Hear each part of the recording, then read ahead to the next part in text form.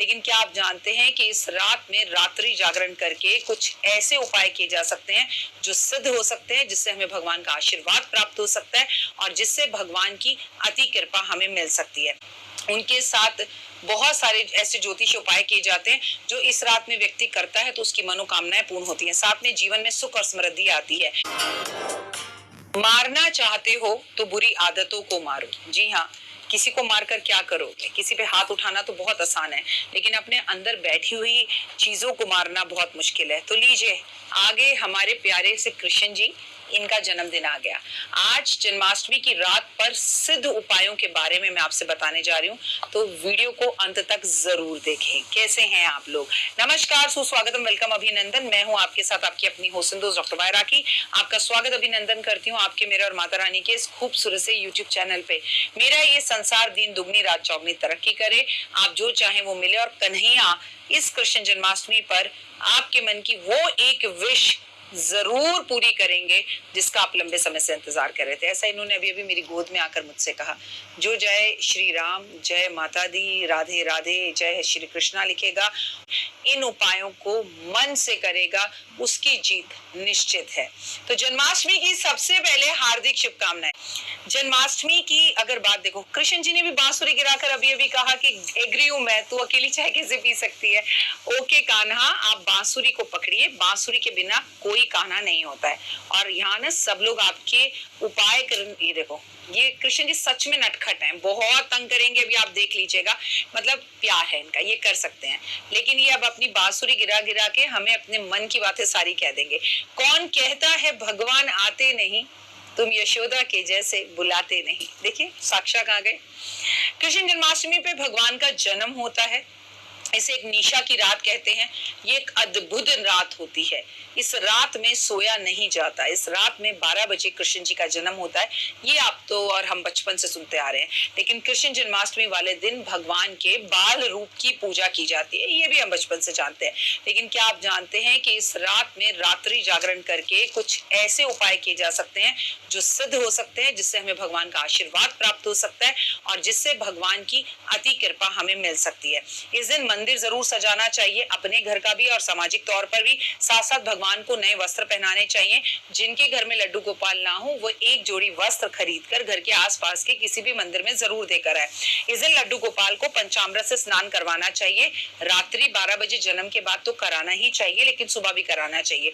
इस दिन 12 बजे कन्हैया का जन्म होता है और 12 बजे के बाद ही हमें अपना व्रत खोलना चाहिए। कई लोगों के यहाँ पर व्रत अगले दिन खोला जाता है। कृष्ण जन्माष्टमी वाले दिन लड्डू गोपाल को प्रसन्न करने के लिए कई तरह के पकवान बनाए जाते हैं, उन्हें झूला झुलाया जाता है। उनके साथ बहुत सारे ऐसे ज्योतिष उपाय किए जाते हैं जो इस रात में व्यक्ति करता है तो उसकी मनोकामनाएं पूर्ण होती हैं, साथ में जीवन में सुख और समृद्धि आती है। उन उपायों के बारे में आपको बताने जा रही हूँ, लेकिन विश्वास का तड़का इसके अंदर आप ही को डालना है। जन्माष्टमी वाले दिन भगवान का जन्म हुआ है, तो उन्हें रात्रि ठीक 12 बजे अपने घर के भगवानों या सामाजिक तौर पर जहाँ मंदिर में कृष्ण जन्माष्टमी बनाई जा रही हो, वहां जाकर मक्खन और मिश्री का भोग जरूर लगाएं। ये अनिवार्य। मक्खन घर में बना हुआ हो, सफेद मक्खन हो, और मिश्री जो है वो धागे वाली हो, ये याद रखिएगा। जन्माष्टमी वाले दिन लड्डू गोपाल को दक्षिणावर्ती शंख में दूध, दही, शहद, चीनी, घी डालकर, पंचामृत डालकर उन्हें स्नान कराया जाता है। इस दिन विष्णु सहस्त्र नाम का पाठ किया जाता है। इस दिन कृष्ण चालीसा का पाठ किया जाता है। कहते हैं ऐसा करने से आर्थिक स्थितियों में सुधार आता है। अगर आप कृष्ण चालीसा ना पढ़ सके, विष्णु सहस्त्रनाम ना पढ़ सके, तो कम से कम इसे सुने जरूर। अगर प्रयास के बाद भी आर्थिक स्थितियों में सुधार नहीं हो रहा, तो कृष्ण जन्माष्टमी वाले दिन कृष्ण जी को पान का पत्ता अवश्य अर्पित करें, और इसके बाद अगले दिन पान के पत्ते में रोली श्री यंत्र लिखकर ऐसे स्थान पर अलमारी या तिजोरी में रख दे जहां से उसे कोई भी ना छुए, और अगली कृष्ण जन्माष्टमी तक इसे वहीं पर रखा रहने दीजिए। ये सिद्ध उपाय से जरूर करिए। और हाँ, ठीक रात्रि 12 बजे भगवान को स्नान कराकर, मक्खन मिश्री का भोग लगाकर, फल कपड़े अर्पण कर कर, बांसुरी अर्पण कर कर, इन्हें पान का भोग भी जरूर लगाइएगा। कृष्ण जन्माष्टमी वाले दिन बाजार से बांसुरी लेकर आए, और कहते हैं भगवान को चांदी की बांसुरी इस दिन अर्पण जरूर करनी चाहिए, वे इन्हें बहुत पसंद है। साथ ही इसी दिन ओम कृष्ण कृष्णाय नमः का जाप जरूर करें। 108 बार कृष्णाय नमः, कृष्णाय नमः, कृष्णाय नमः, ओम कृष्णाय नमः का जाप करने से भगवान की विशेष कृपा आप पर होती है। रुका हुआ कोई भी कार्य आपका जल्दी होता है। भगवान पीतांबरधारी हैं, इसलिए जन्माष्टमी वाले दिन आपको खुद भी पीले कपड़े पहनने चाहिए और भगवान को भी पीले कपड़े, पीली मिठाई, पीले फल, पीले फूल अर्पण जरूर करने चाहिए। कृष्ण जन्माष्टमी वाले दिन भगवान को साबुदाने अथवा चावल के जो होता है वो यथाशक्ति उनको चीजें बनाकर इसकी भोग लगाना चाहिए। इससे भगवान बेहद खुश होते हैं। कृष्ण जन्माष्टमी वाले दिन रात्रि ठीक 12 बजे तुलसी की पूजा करनी चाहिए और जो ठीक रात्रि 12 बजे तुलसी पर 1 चम्मच शहद अर्पण कर दे अपनी मनोकामना बोलते हुए, या उसमें 1 चम्मच गन्ने का रस अर्पण कर दे तो उसकी मनोकामना सिद्ध हो जाती है। कृष्ण जन्माष्टमी वाले दिन मंदिर में जटा वाले नारियल कम से कम 1 नारियल और 11 बादाम लाल कपड़े में रखकर कृष्ण जी के समक्ष रखते हुए अपनी मनोकामना बोलनी चाहिए। ऐसा करने से आपके कार्य सिद्ध होते हैं और जो काम आपका लंबे समय से रुका हो वो पूर्ण हो जाता है। कई बार कोशिश करने पे व्यापार मनोवांछित फल नहीं देता, हमारे को प्रॉब्लम होती है, तो 7 कन्याओं को घर बुलाकर उन्हें सफेद मिठाई खिलानी चाहिए और राधा रानी की चुन्नी देनी चाहिए। 7 लड़कों को घर बुलाकर उन्हें आपको खाने के लिए मक्खन और मिश्री देना चाहिए, छोटी छोटी मटकियों के अंदर भरकर, और साथ में बांसुरी देनी चाहिए। ये उपाय कर देखिएगा, बिल्कुल वैसे ही जैसे हम कन्या पूजन करते हैं। इससे आपकी हर मनोकामना पूर्ण होगी। कृष्ण जन्माष्टमी वाले दिन ठीक रात्रि 12 बजे भगवान का जन्म होता है, इसलिए अगर आप द्वारकाधीश भगवान कृष्ण जी की जो है कहीं ना कहीं से उनका वरदान पाना चाहते हैं, उनसे आशीर्वाद पाना चाहते हैं, तो ठीक रात्रि 12 बजे आपको जोर जोर से ढोलक, अपने घर में चिमटा, अपने घर में शंख नाद जरूर करना चाहिए। जीवन में अगर यश और सफलता पाना चाहते हैं तो कृष्ण जन्माष्टमी वाले दिन माथे पर पीला जो तिलक होता है चंदन का वो जरूर लगाएं, और ये पीला चंदन का तिलक घर के आसपास के किसी ब्राह्मण को भी जरूर लगाएं।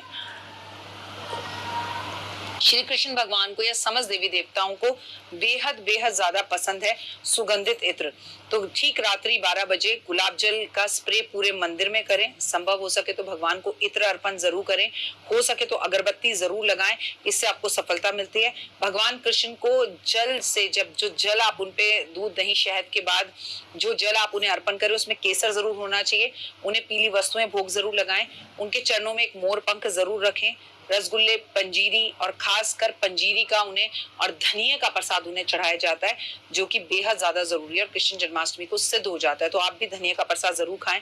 पान का पत्ता भगवान को अर्पण करें, पान उन्हें जरूर खिलाएं और कोशिश करें कि कृष्ण जन्माष्टमी वाले दिन आप पूरा दिन भूखे रहें और तुलसी की 108 परिक्रमा रात को जरूर करें। एक बात हमेशा याद रखिएगा कि इस दिन आपको भगवान को कौड़ियां भी अर्पण करनी चाहिए, इससे आपको बहुत सिद्धि की प्राप्ति होती है।